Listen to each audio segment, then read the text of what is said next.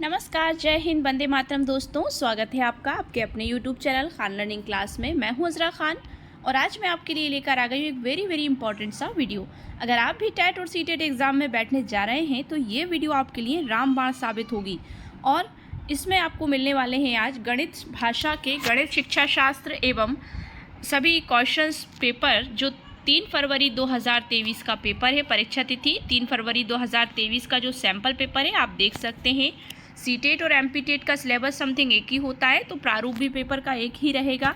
तो इस तरह से क्वेश्चन पेपर हम हल करेंगे आज, जिसमें हमारे 30 क्वेश्चन से मैथ की जो आज क्लास होने वाली है। तो अगर आप इस चैनल को पहली बार देख रहे हैं तो चैनल को सब्सक्राइब कर लीजिए। सब्सक्राइब करते वक्त बेल आइकन प्रेस करना बिल्कुल ना भूलें, जिससे कि आप हमारी कोई भी लेटेस्ट अपलोड को मिस ना करें। तो चलिए स्टार्ट करते हैं आज की वीडियो।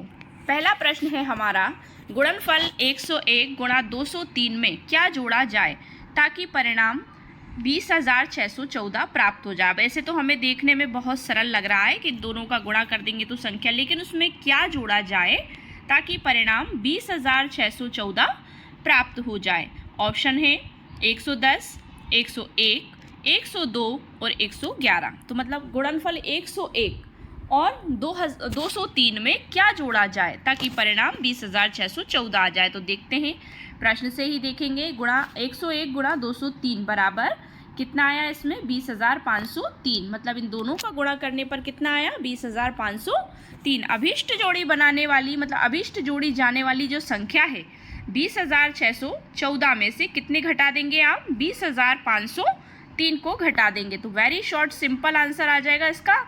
20,614 में से 20,503 को घटा देंगे, जो कि इन दोनों संख्याओं का गुणनफल आया है। तो जो संख्या हमारे पास शेष बचेगी वही संख्या इसका आंसर हो जाएगा। तो 111 ऑप्शन नंबर डी इसका आंसर हो जाएगा। ऐसे क्वेश्चन बहुत ज़्यादा पूछे जाते हैं, तो आपको कंफ्यूज नहीं होना है, बहुत सिंपल सा है, आप इसको नोट डाउन भी कर सकते हैं। नेक्स्ट क्वेश्चन है, 57,341 में 7 के स्थानीय मान तथा 75,431 में 4 के स्थानीय मान में क्या अंतर है। स्थानीय मान मतलब प्लेस वैल्यू, कौन से स्थान पर हैं ये संख्याएं। ऑप्शन नंबर ए 300, 6,660, 6,600 या फिर 3,000। मतलब इनमें क्या पूछा गया है कि 57,341 में 7 के स्थानीय मान तथा 75,431 में 4 के स्थानीय मान में क्या अंतर है। तो देख लेते हैं सॉल्यूशन। यहाँ ऑप्शन नंबर सी इसका राइट आंसर होगा। देखते हैं किस तरह से। 57,341 में 7 का स्थानीय मान क्या है 7 गुणा 1,000। मतलब 7 कौन से स्थान पर है 7,000 के स्थान पर है, तो 7 में गुणा कर देंगे 1,000 का, तो 7 की प्लेस वैल्यू कितनी आ गई 7,000। अब इसमें 75,431 में क्या देखना है हमें 4 का स्थानीय मान। तो 4 है हमारा इकाई, दहाई, सैकड़ा, 100 के स्थान पर। तो इसमें 4 का स्थानीय मान क्या होगा 4 गुणा 100 तो बराबर 400। अब 7,000 में से 400 आप माइनस कर देंगे तो आंसर कितना आ जाएगा 6,600, जो कि ऑप्शन नंबर सी है। सो ऑप्शन नंबर सी इसका राइट आंसर हो जाएगा। नेक्स्ट क्वेश्चन है, गुणनफल 105 गुणा 806 में से क्या घटाया जाए ताकि परिणाम 83,902 मतलब 83,902 प्राप्त हो। ये ऊपर की तरह ही है, बस उसमें जोड़ना था और इसमें घटाना है। अपोजिट कंडीशन है। ऑप्शन नंबर है ए है 829, option B 728, option C 827, option D 682। तो वैसे ही प्रोसेस इसमें भी रहेगी कि दोनों को पहले गुणा करेंगे, जो भी संख्या का गुणनफल आएगा उसको लिख लेंगे, और अभिष्ट घटाई जाने वाली संख्या जो है 84,630 में से कितने घटा देंगे आप 83,902 को घटा देंगे, और इसमें से जो भी आपके घटाने पर आंसर आएगा वही आपका आंसर होगा। सो ऑप्शन नंबर बी 728 इसका राइट आंसर हो जाएगा। नेक्स्ट क्वेश्चन है, प्रश्न नंबर 4 है, 3/4 में कितने 1/12 हैं। मतलब 3/4 में कितने 1/12 हैं।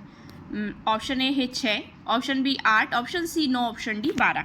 देखते हैं कैसे करेंगे इसको सॉल्व। प्रश्न से पूछा गया है कि 3/4 में 1/12 की संख्या कितनी है। तो 3/4 बटे में लिखा हमने 1/12 बराबर ट्रिपल मल्टीप्लाइकेशन 3 का गुणा हमने किससे किया पहले 12 से, और 4 का गुणा किया हमने 1 से। बटे में इन दोनों को लिख लिया।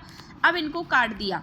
4 से 12 कितनी बार कट गए 3 बार, 4 तिया 12, और 1 का कोई महत्व नहीं है। अब 3 और 3 ऊपर बचे तो 3 और 3 को गुणा कर दिया तो राइट आंसर हो जाएगा इसका 9। तो मतलब 3/4 में कितने 1/12 हैं, तो वो है 9। 9 बार 1/12 आएगा। नेक्स्ट क्वेश्चन है भिन्नो 3/4, 4/5, 1/2, 5/6 और 3/2 में सबसे बड़ी और सबसे भिन्न क्रमशः है। मतलब सबसे बड़ी और सबसे भिन्न क्रमशः है। देखते हैं, ऑप्शन है 5/6 और 3/4, 5/6 और 1/2, 3/2 और 1/2 और 1/2 और 3/4। तो कैसे करेंगे, देखो भिन्नों को बड़ा एवं छोटा प्राप्त करने के लिए दशमलव संख्या में व्यक्त कर प्राप्त कर सकते हैं। मतलब भिन्नों को जब हम दशमलव में करेंगे तभी हम बड़ा छोटा पता कर पाएंगे। तो भिन्न हमारे पास क्या दी गई है 3/4, तो 4 का भाग जब हम 3 में देंगे तो कितना आएगा 0.75। 5 का भाग जब हम 4 में देंगे तो कितना आएगा 0.8, मतलब 5 × 40।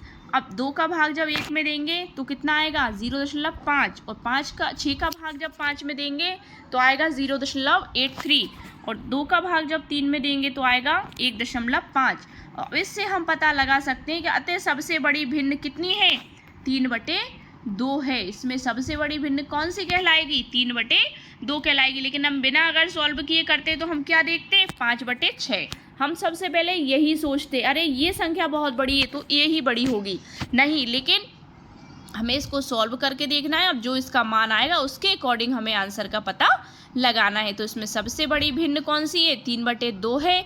देखते हैं 3/2 का मान कितना आ रहा है 1.5 आ रहा है। और सबसे छोटी भिन्न कौन सी है वो है 1/2, क्योंकि उसका मान सबसे कम है 0.5 है। सो राइट आंसर हो जाएगा इसका option number C. Next question है यदि 5 अंकों वाली सबसे बड़ी संख्या को सबसे छोटी अभाज्य संख्या से जोड़ा जाए तो हमें निम्न प्राप्त होगा। मतलब यदि 5 अंकों वाली सबसे बड़ी संख्या को सबसे छोटी अभाज्य संख्या में जोड़ दिया जाए तो हमें क्या प्राप्त होगा। ऑप्शन है इसके सबसे बड़ी 6 अंकों वाली विषम संख्या होगी, मतलब लार्जेस्ट 6 डिजिट ऑड नंबर। सबसे बड़ी 6 अंकों वाली संख्या होगी, सबसे छोटी 6 अंकों वाली विषम संख्या होगी, या सबसे छोटी 6 अंकों वाली संख्या होगी। सो राइट आंसर हो जाएगा ऑप्शन नंबर सी जो है सबसे छोटी 6 अंकों वाली विषम संख्या होगी। देख लेते हैं कैसे सॉल्व करेंगे। पूछा क्या है 5 अंकों वाली सबसे बड़ी संख्या 99,999 और सबसे छोटी अभाज्य संख्या है 2। अब योग करने पर इसमें जब हम 2 जोड़ेंगे तो कितना आएगा इकाई, दहाई, सैकड़ा, हजार, 10,000, लाख। तो 1 लाख कितना हो जाएगा 1 हो जाएगा, ठीक है। तो इसमें क्या है मतलब 10 लाख 1 हो जाएगा। तो 10 लाख 1 सबसे छोटी 6 अंकों वाली विषम संख्या हो जाएगी। सो इसका राइट आंसर क्या हो जाएगा ऑप्शन नंबर सी, सबसे छोटी 6 अंकों वाली विषम संख्या। सो ऑप्शन नंबर सी इसका राइट आंसर हो जाएगा। नेक्स्ट क्वेश्चन है 6 घंटों में सेकंडों की संख्या, मतलब 6 घंटों में सेकंड की संख्या निम्नलिखित में से किसकी मिनटों की संख्या के बराबर है। देखते हैं क्या पूछा है। 6 घंटों में सेकंडों की जो संख्या है निम्नलिखित में से किसकी मिनटों की संख्या के बराबर है। 12 दिन के मिनटों की संख्या के बराबर है, 14 दिन, 15 दिन या फिर 16 दिन। तो देखिए प्रश्न से क्या पूछा है कि 6 घंटों में सेकंडों की संख्या। तो 6 घंटों में सेकंडों की संख्या क्या है 6 × 60 × 60। तो इसका जब इंटू करेंगे तो कितना आ जाएगा 21,600।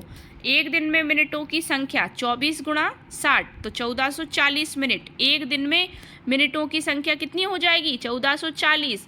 तो 15 दिन में मिनटों की संख्या यदि हमें निकालना है तो 15 × 1440 तो 21,600। अतः 6 घंटों में सेकंडों की संख्या 15 दिनों के मिनटों की संख्या के बराबर हो जाएगी। सो ऑप्शन नंबर सी इसका राइट आंसर हो जाएगा। नेक्स्ट है फलों का वजन करते समय एक विक्रेता ने तराजू के एक पलड़े में 2 सही 1/2 किलोग्राम, मतलब 2 दूनी 4 और 1 5/2 मतलब 2.5 किलो के बट्टे रखे और दूसरे पलड़े में 200 ग्राम तथा 100 ग्राम के बट्टे रखे तथा फल रखे। 100 ग्राम के बट्टे तथा फल रखे।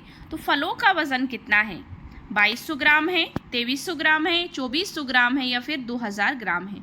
देख लेते हैं 2 सही 1/2 केजी में ग्राम की मात्रा क्या हो जाएगी 2000 ग्राम प्लस 500 ग्राम, मतलब 2 दूनी 4 और 1 5/2 मतलब 2.5 हो गया 2.5 किलोग्राम। तो ग्राम की मात्रा कितनी होगी 2000 ग्राम प्लस 500 ग्राम मतलब 2500 ग्राम हो जाएगा। 2.5 किलो का 2500 ग्राम कहलाएगा। पहले पलड़े में रखे बट्टे का वजन कितना है, 2500 ग्राम है, ठीक है ना। दूसरे पलड़े में रखे बट्टे का वजन कितना होगा, 300 बराबर 300 ग्राम प्लस फल का वजन, तो फल का वजन बराबर निकालना है हमें 2500 माइनस 300, समझ रहे हैं आप। मतलब पहले पलड़े में रखे बट्टे का वजन कितना है, 2500 ग्राम है, और दूसरे पलड़े में रखे बट्टे का फल का वजन, बट्टे और फल का वजन बराबर 300 ग्राम प्लस फल का वजन, तो फल का वजन बराबर निकालना है, कितना हो जाएगा, 2500 में से हम 300 को घटा देंगे तो 2200 ग्राम आंसर आ जाएगा। मतलब ऑप्शन नंबर ए इसका राइट आंसर हो जाएगा। नेक्स्ट क्वेश्चन है रमेश ने 19:50 बजे अपनी यात्रा शुरू की और 23:20 बजे समाप्त की। यात्रा पूरी करने में लिया गया कितना समय, 3 घंटे 30 मिनट, 4 घंटे 30 मिनट, मतलब 4 घंटे 4.5 घंटे, 2 घंटे 30 मिनट या 4 घंटे 80 मिनट। तो देखते हैं प्रश्न से। यात्रा शुरू करने का समय क्या है, 19:50 PM। यात्रा समाप्त करने का समय 23:20 PM। तो यात्रा को पूरा करने में कितना समय लगा, उसमें से इसको घटा दिया जाएगा, जो भी आंसर आएगा वही राइट आंसर होगा। सो ऑप्शन नंबर ए मतलब 3 घंटे 30 मिनट उसका राइट आंसर हो जाएगा। नेक्स्ट क्वेश्चन है 200 लीटर धारिता वाली एक टंकी का 3/4 भाग पानी से भरा हुआ है। इसको पूर्ण रूप से भरने के लिए 5000 मिलीलीटर धारिता वाली एक बाल्टी में पानी भरकर इसमें कितना या कितनी बार डालना पड़ेगा। मतलब 5000 मिलीलीटर धारिता वाली एक बाल्टी में पानी भरकर कितनी बार पानी डालना पड़ेगा। कल्पना कीजिए कि बाल्टी प्रत्येक बार ऊपर तक भरी जाती है। ऑप्शन नंबर ए 10 बार, ऑप्शन नंबर बी 20 बार, ऑप्शन नंबर सी 30 बार, ऑप्शन नंबर डी 40 बार। सो राइट आंसर क्या हो जाएगा इसका, टंकी ऑप्शन नंबर ए 10 बार डालना पड़ेगा। टंकी की धारिता कितनी है देख लेते, समझिए इसको। 200 लीटर है, मतलब टंकी में कितना पानी आ सकता है, 200 लीटर। टंकी का पानी से भरा भाग 200 गुणा 3/4, 3/4 पूछा है ना, 3/4 भाग, तो इसमें कट जाएगा 4 से 200 को जब हम काटेंगे तो 4 पंजे 20 हो जाएगा, 0 का 0, और 50 हो गया, मतलब 50 बार कट गया 200 4 से। 50 का गुणा हमने 3 में किया तो कितना आया, 150, 150 लीटर।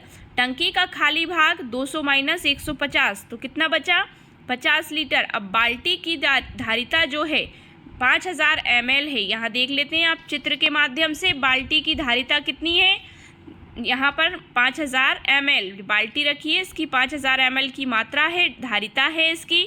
x जो इसमें पानी जा रहा है टंकी में 150 लीटर जा रहा है, जो कि इसकी कितना लीटर है ये पानी, 200 लीटर इसमें लिखा है। यहाँ देख सकते हैं आप 200 लीटर धारिता वाली एक टंकी है, जिसमें अभी एट प्रेजेंट कितना पानी भरा है, 150 लीटर पानी भरा है।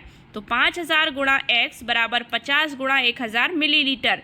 ऐसा कर देंगे, x का मान हमें ज्ञात करना है, ठीक है। तो x बराबर 50,000 बटे में 5000, क्योंकि 1000 का गुणा जब 50 में करेंगे तो कितना आएगा, 50,000 आएगा, और बटे में नीचे आ जाएंगे 5000। 3 0 से 3 0 कट हो जाएंगे, और 5 से 50 10 बार कटेंगे तो x का मान कितना हो जाएगा, 10 बार। सो राइट आंसर क्या हो जाएगा इसका, ऑप्शन नंबर ए 10 बार हमें उस बाल्टी में पानी डालना पड़ेगा।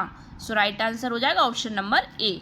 नेक्स्ट क्वेश्चन है वेरी वेरी इंपॉर्टेंट क्वेश्चन है, देखो अक्षरों v, x, m, n, t में से किन में क्रमशः न्यूनतम और अधिकतम सममित रेखाएं हैं। सममित रेखाएं पूछा है। Maximum number of lines of symmetry, मतलब सिमेट्री मतलब सममित हैं जो। देखते हैं सममित रेखा क्या होती है। किसी आकृति में सममित रेखा वह रेखा होती है जिस पर मोड़ने पर आकृति के बाएं और दाएं भाग एक दूसरे के पूर्णतया समपाती हो जाती हैं। मतलब बाएं और दाएं भाग मोड़ने पर समपाती हो जाए। प्रश्न अनुसार क्या कहता है, V में सममित रेखा है, कितनी है, 1 है। V में सममित रेखा कितनी है, 1 ही है। X में सममित रेखाएं 2 हैं, क्योंकि एक ऊपर जा रहा है और एक नीचे आ रहा है।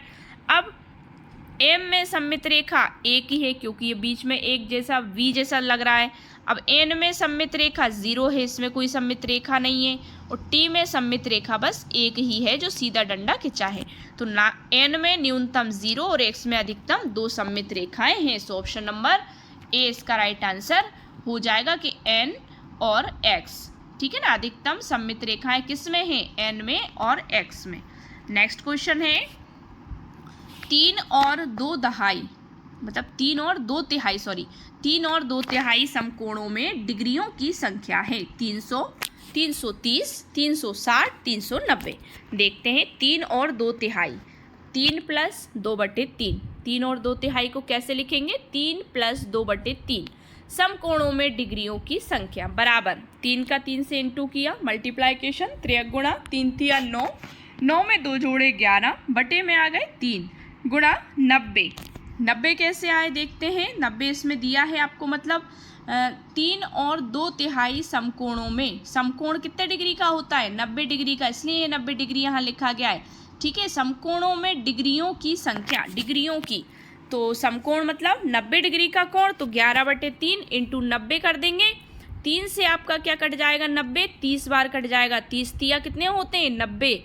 अब 30 का गुणा जब आप 11 में करेंगे तो कितना आएगा? 330 इसका राइट आंसर हो जाएगा। ऑप्शन नंबर बी इसका राइट आंसर हो जाएगा। नेक्स्ट है, नीचे दिए गए पैटर्न का अवलोकन कीजिए और अगली पंक्ति चुनिए। नीचे जो पैटर्न दिया है इसका अवलोकन करें और अगली पंक्ति चुनिए। 9 - 1 डिवाइडेड 8, मतलब 9 - 1 भागित 8 बराबर 1। 98 - 2 भागित 8 बराबर 12। 987 - 3 भागित 8 बराबर 123। अब अगली पंक्ति में क्या आएगा? Option number A, option number B, C या फिर डी। सो अगली पंक्ति में क्या आएगा देखते हैं प्रश्न से। तो प्रश्न क्या कह रहा है? 9 - 1 बराबर डिवाइडेड 8 बराबर 1। 9 में से 8 गए, 9 में से 1 जाएगा तो 8 बचेंगे। 8 को 8 से जब भाग देंगे तो 1 आएगा, 8 एकम 8। 98 में से 2 जाएंगे तो कितने बचेंगे? 96। 96 में जब 2 का भाग दे, सॉरी 8 का भाग देंगे तो कितने आएंगे? 12। 3 में, इसमें से 987 में से 3 माइनस करेंगे तो कितने बचेंगे? 984। 984 में जब 8 का भाग देंगे तो आएगा 123। और 98, 76 माइनस 4, तो इसमें से जब 4 को माइनस करेंगे तो आएगा 98, 72। 98, 72 में जब 8 का भाग देंगे तो आएगा 1234। तो इसका राइट आंसर हो जाएगा option number B.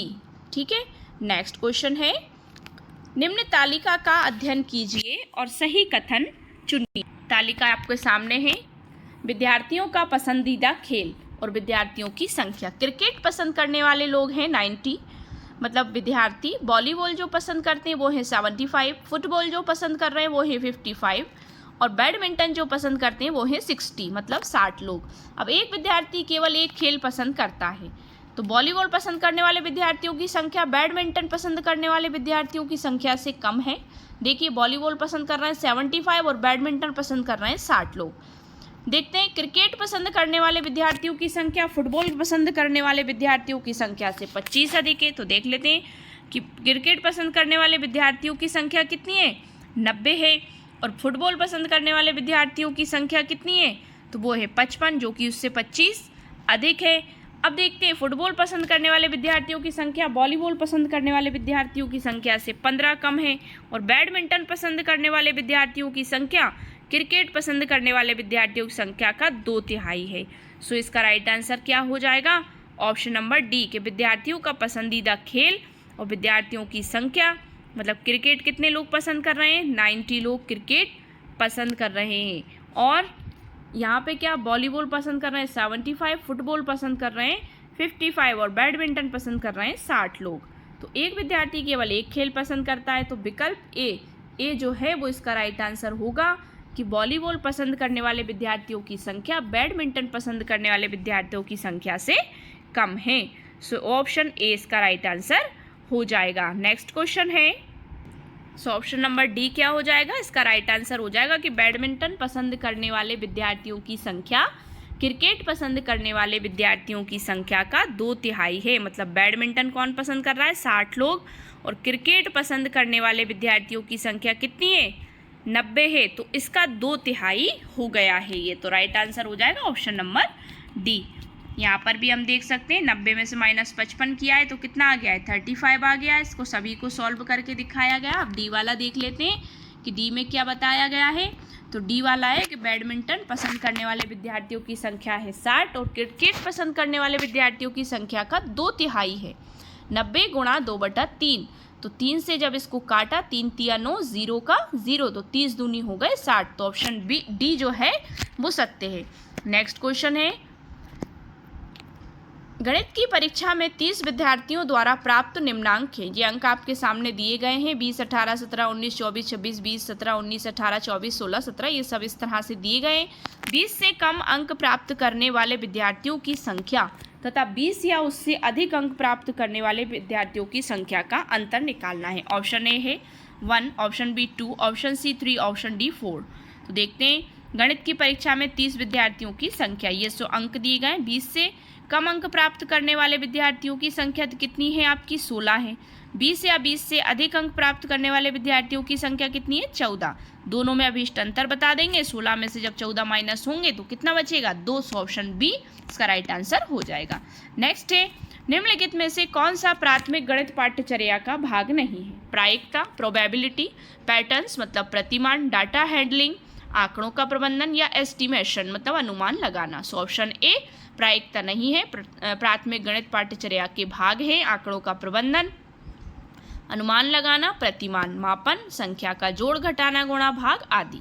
Next question is that प्राथमिक स्तर पर गणित के आकलन युक्ति के रूप में निम्नलिखित में से कौन सा सबसे कम प्रभावशाली है? प्राथमिक स्तर पर, प्राइमरी लेवल पर अगर देखा जाए तो गणित के आकलन युक्ति के रूप में निम्नलिखित में से कौन सा सबसे कम प्रभावशाली है? अवलोकन पर आधारित गतिविधियां, सत्रांत मतलब सत्र के अंत में परीक्षा मतलब टर्म एंड एग्जामिनेशन, रचनात्मक आकलन कार्य, या फिर रूब्रिक्स का उपयोग।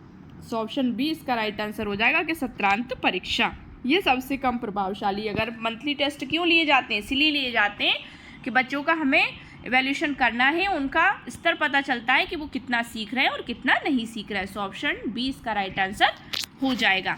नेक्स्ट क्वेश्चन है, राष्ट्रीय पाठ्यचर्या रूपरेखा 2005 के अनुसार निम्नलिखित में से कौन सा प्राथमिक कक्षाओं में मापन के शिक्षण का मुख्य उद्देश्य नहीं है? बच्चों में अनुमान लगाने के कौशल को बढ़ाना, मापन की मानक इकाइयों से बच्चों को परिचित कराना, या फिर ऑप्शन सी बच्चों को मापन की मानक और अमानक इकाइयों में अंतर करना सिखाना, ऑप्शन नंबर डी मापन से संबंधित सभी समस्याओं को हल करने में निपुणता हासिल करना। सो ऑप्शन डी इसका राइट आंसर हो जाएगा कि मापन से संबंधित सभी समस्याओं को हल करने में निपुणता हासिल करना। ये राष्ट्रीय पाठ्यचर्या रूपरेखा 2005 के अनुसार प्राथमिक कक्षाओं में मापन शिक्षण का मुख्य उद्देश्य है।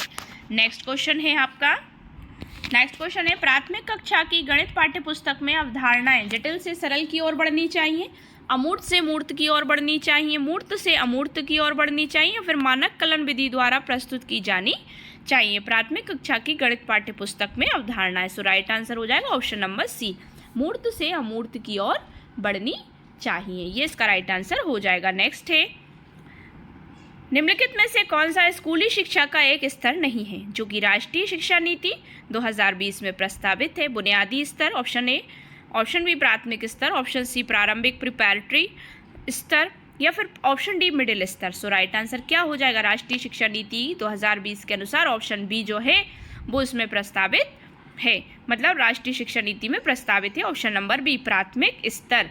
सो क्या हो जाएगा? देखते हैं, राष्ट्रीय शिक्षा नीति 2020 को 29 जुलाई 2020 को घोषित किया गया। सन 1986 में जारी हुई शिक्षा नीति में यह पहला नया परिवर्तन है। इस शिक्षा नीति के अनुसार अब शिक्षा का प्रारूप क्या है? 5+3+3+4 के फॉर्मेट में होगा, जो मतलब न्यू शिक्षा नीति, जो न्यू एजुकेशन पॉलिसी हमारी आई है वो क्या है? 5+3+3+4 के अकॉर्डिंग चल रही है। समझ लेते हैं इसको भी। 5 साल तक प्री प्राइमरी मतलब फाउंडेशनल स्टेज है बच्चे का, 3 साल तक कक्षा 3 से 5 तक प्रीपैरेटोरी स्टेज है, 3 साल तक कक्षा 5 से 8 तक है, मिडिल स्टेज में आएगा बच्चा। अब 4 साल तक क्या चलेगा? कक्षा 8 से 12 तक सेकेंडरी स्टेज आते। राष्ट्रीय शिक्षा नीति 2020 के अनुसार प्राथमिक स्तर स्कूली शिक्षा का स्तर नहीं है। सो ऑप्शन बी इसका राइट आंसर हो जाएगा। नेक्स्ट क्वेश्चन है, राष्ट्रीय पाठ्यचर्या रूपरेखा 2005 के अनुसार यह दृष्टि कथन की विद्यालय का गणित उन परिस्थितियों में सीखा जाता है जहां, कथन है आपके, बच्चे गणित को सीखने में आनंद लें, शिक्षकों से निम्न प्रदर्शन के लिए विद्यार्थियों को कक्षा क्रियाकलापों में संलग्न रखने की अपेक्षा हो, होनहार मेधावी बच्चे अर्थपूर्ण समस्याओं को प्रस्तुत व हल करें। तो ये थे आपके कथन। देखते हैं अब ऑप्शन ओनली ए मतलब केवल ए सही है, केवल बी सही है, ए और सी दोनों सही है, या फिर बी और सी दोनों।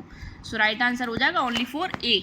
राष्ट्रीय पाठ्यचर्या रूपरेखा 2005 के अनुसार विद्यालय का गणित उन परिस्थितियों में सीखा जाता है जहां बच्चे गणित को सीखने में आनंद लेते हैं, क्योंकि जब तक बच्चे को इंटरेस्ट नहीं आएगा बच्चा सीखने से हट सकता है। नेक्स्ट क्वेश्चन इज दैट एक बच्चा प्रत्येक संख्या के आगे संख्या के नाम इस तरह से लिखता है 1 2 3 4 5 इस तरह से ONE1, फिर हिंदी में लिखता है 1। प्रोनाउंसिएशन निम्नलिखित में से कौन सा दिए गए संदर्भ के लिए सही है? देखते हैं। ऑप्शन है बच्चा संख्याओं के प्रतीकात्मक सांकेतिक निरूपण को समझने में असमर्थ है, या बच्चा होमोफोन्स मतलब समस्वर शब्द का प्रयोग गलत तरीके से कर रहा है, तार्किक त्रुटियां हैं मतलब बच्चे ने तार्किक त्रुटियां की हैं, या फिर ये कहें कि बच्चा संख्याओं की अवधारणा को एक संख्यात्मक मान और एक अंक के रूप में नहीं समझता है। सो इसका राइट आंसर क्या हो जाएगा? सो ऑप्शन नंबर बी जो है वो इसका राइट आंसर हो जाएगा कि बच्चा होमोफोन समस्वर शब्द का प्रयोग गलत तरीके से कर रहा है। 1 को ONE1, 2 को TO2 ऐसे लिख रहा है, क्योंकि जबकि लिखा क्या जाता है TWO2 लिखा जाता है, तो वो उसको प्रोनाउंसिएशन लेकर उसका प्रयोग कर रहा है। 3 को 3, 4 को 4 इस तरह से लिख रहा है और 5 को 5। तो बच्चे समस्वर शब्द मतलब होमोफोन्स का प्रयोग गलत तरीके से कर रहा है, प्रोनाउंसिएशंस तो उसका क्लियर नहीं है। तो समस्वर शब्द संख्या 2 TWO होगा और 4 का FOUR होगा, मतलब जिसे 4 कहते हैं। नेक्स्ट क्वेश्चन है निम्नलिखित में से कौन सा गणित की प्रकृति के संबंध में सबसे कम उपयुक्त है? ऑप्शन है देखते हैं पहले तो, निम्नलिखित में से कौन सा गणित की प्रकृति के संबंध में सबसे कम, देखते हैं क्या सबसे कम उपयुक्त है। ऑप्शन है गणितीय अवधारणाओं की प्रकृति पदानुक्रमिक होती है, गणित को प्रतिरूपों के अध्ययन की तरह भी समझा जा सकता है, गणित की प्रकृति समावेशी होती है क्योंकि इसमें सदैव सामाजिक व्यक्तिनिष्ठता व्यक्तिपरकता सम्मिलित होती है, या फिर तार्किक विवेचन गणित में एक महत्वपूर्ण भूमिका निभाता है। सो इसका राइट आंसर हो जाएगा ऑप्शन नंबर सी। गणित की प्रकृति जो है समावेशी होती है क्योंकि इसमें सदैव सामाजिक व्यक्तिनिष्ठता व्यक्तिपरकता सम्मिलित होती है। नेक्स्ट क्वेश्चन है प्राथमिक कक्षा में भिन्नों का परिचय देते हुए एक प्रभावी शिक्षण योजना वह होगी जो कि आरंभ हो से किससे है? एक भिन्न की परिभाषा से, पूर्णांकों के पुनः स्मरण से मतलब रिकॉल करने से, श्याम पट पर विभिन्न भिन्नों का संख्यात्मक रूप से निरूपण करने, या विभिन्न भिन्नों का चित्रों द्वारा निरूपण करने। सो इसका राइट आंसर क्या हो जाएगा? ऑप्शन नंबर डी, विभिन्न भिन्नों का चित्रों द्वारा निरूपण करने से आरंभ होगी। नेक्स्ट क्वेश्चन है कक्षा 4 की गणित शिक्षिका सुश्री एस्टा ने मिस एस्टा ने अपने विद्यार्थियों को गुणों के आधार पर दी गई ज्यामितीय आकृतियों को विभिन्न समूहों में बांटने का क्रियाकलाप दिया है। वे अपने विद्यार्थियों का वैन हेले के सिद्धांत के अनुसार ज्यामिति चिंतन के ब्लैंक स्तर का आकलन कर रही हैं। मतलब कक्षा 4 की जो गणित शिक्षिका है सुश्री एस्टा, उन्होंने विद्यार्थियों को गुणों के आधार पर दी गई ज्यामितीय आकृतियों को विभिन्न समूहों में बांटने का क्रियाकलाप दिया है। मतलब ज्यामिति जो आकृतियां हैं उन्हें अलग अलग समूहों में बांटने का कार्य दिया है। तो वे क्या कर रही हैं? ऑप्शन है इसके दृश्यीकरण मतलब विजुअलाइजेशन, एनालिसिस विश्लेषण, डिडक्शन निगमन, एब्स्ट्रैक्शन मतलब अमूर्तीकरण। सो राइट आंसर हो जाएगा इसका ऑप्शन नंबर बी, एनालिसिस करने की कोशिश कर रही हैं। वैन हेले ने ज्यामिति चिंतन अधिगम के स्तर दिए हैं। तो वो क्या कर रही है? जैसे इसमें एग्जाम्पल देखिए, समोसा को देखकर त्रिभुज बताना, बिस्किट को देखकर आयत बताना, रोटी को देखकर वृत्त बताना। तो ये बहुत सिंपल सा तरीका है बच्चों को सिखाने का। तो इस तरह से वो उसको सिखाना चाह रही हैं, एनालिसिस करना चाह रही है। सो ऑप्शन बी इसका राइट आंसर हो जाएगा। नेक्स्ट क्वेश्चन इज दैट निम्नलिखित में से कौन सा कथन गणन की हिंदू अरबी प्रणाली के बारे में सही है? गणन मतलब गणना करने की हिंदू अरबी प्रणाली के बारे में सही है। ये स्थानीय मान की अवधारणा पर आधारित है मतलब प्लेस वैल्यू के कॉन्सेप्ट पर आधारित है। सभी संख्याएं 0 से 9 अंकों के परिमित समूह का प्रयोग कर निरूपित की जा सकती है। यह एक चित्रलिपि पर आधारित व्यवस्था है, या किसी भी संख्या में अंकों का क्रम अपने आप में स्वतंत्र है, चाहे अंक दाएं से बाएं या बाएं से दाएं लिखे जाएं। Choose the correct option. Option A और सी सही है, या सी और डी सही है, ऑप्शन सी है बी और डी सही है, ऑप्शन डी है ए और बी सही है। सो राइट आंसर हो जाएगा ऑप्शन नंबर डी, मतलब ए और बी दोनों ही सही है कि ये स्थानीय मान की अवधारणा पर आधारित है और सभी संख्याएं 0 से 9 के परिमित समूह का प्रयोग कर निरूपित की जा सकती हैं। तो ये सही है ए और बी। तो भारतीय अंक प्रणाली को पश्चिम के देशों में हिंदू अरबी प्रणाली के नाम से जाना जाता है। नेक्स्ट क्वेश्चन है आपका पेडागोजी के जो है इसी तरह के क्वेश्चंस आपके आने वाले हैं। थोड़े बड़े क्वेश्चंस हैं तो घबराना नहीं है बड़े क्वेश्चंस को देखकर, बल्कि उनको समझना है। वेरी शॉर्ट सिंपल से भी क्वेश्चन होते हैं, बस समझ पर आधारित हैं। देखते हैं अगला क्वेश्चन। राष्ट्रीय पाठ्यचर्या रूपरेखा 2005 के अनुसार प्राथमिक स्तर के शिक्षार्थियों में गणित के अधिगम के संदर्भ में निम्नलिखित में से कौन से कथन सत्य हैं? बच्चे अधिक सीखते हैं जब शिक्षक अवधारणा को समझाते हैं, मतलब कॉन्सेप्ट क्लियर करते हैं, और बच्चा उसका पुनरुत्पादन करता है। या बच्चों को विभिन्न क्रियाकलापों, प्रश्नोत्तरियों और परिचर्चाओं में भाग लेने के लिए अवसर प्रदान करना। या शिक्षण हेतु अवधारणाओं को विद्यार्थियों के पूर्व विद्यमान विचारों से जोड़ना। अब इसमें से आपको सही विकल्प चुनने हैं। बी और सी सही है, ए और सी सही है, ऑप्शन नंबर सी ए और बी सही है, या फिर ऑप्शन नंबर डी बी केवल बी सही है। सो राइट आंसर हो जाएगा इसका ऑप्शन नंबर ए, बी और सी दोनों ही सही है कि बच्चों का अभिन्न क्रियाकलापों, प्रश्नोत्तरियों और परिचर्चाओं में भाग लेने के लिए अवसर प्रदान करना और शिक्षण हेतु अवधारणाओं को विद्यार्थियों के पूर्व विद्यमान विचारों से जोड़ना। नेक्स्ट क्वेश्चन है, एक बच्चा दशमलव संख्याओं को सबसे बड़ी से सबसे छोटी तक इस प्रकार क्रमबद्ध करता है। 0.082 मतलब 0.082 बड़ा है किससे?